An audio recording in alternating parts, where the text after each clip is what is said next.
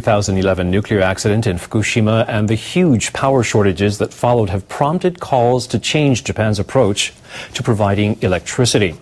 Now a government panel is proposing some key ideas that could potentially transform Japan's energy policy.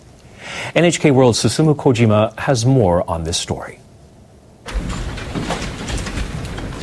After a year-long debate, the panel presented its report to the government. The government must successfully overhaul the electricity system to live up to the people's expectations. Japan's energy supply system remains a virtual monopoly. 10 regional utilities control both generation and transmission. They operate independently and rarely provide power to one another.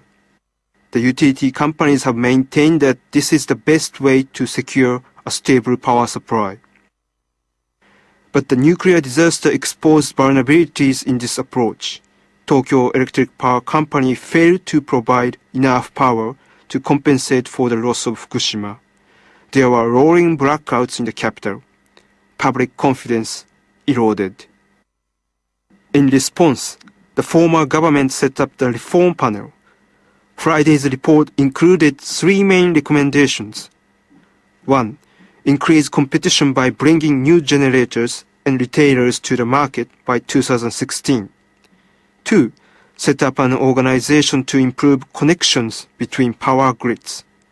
Finally, split up power generation and transmission operations as early as 2018. The panel says these measures will give consumers more choice. That will create better opportunities for new power sources, such as renewables, to enter the market. But these are merely suggestions. How they will be implemented remains to be seen. Last year's election brought the Liberal Democratic Party back to power. The party failed to push through similar reforms in the 1990s, bowing to fierce opposition from utilities.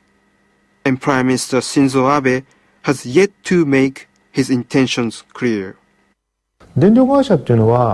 Power utilities wield a lot of influence over various stakeholders. You can't move forward with reforms like these without political decisions at the very top. Decisions at the ministerial level are insufficient.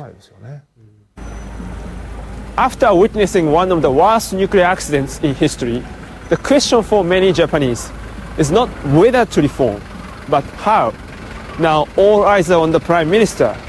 People are wondering if he will be able to shake his party free of old allegiances and take the country down to a new path to reform.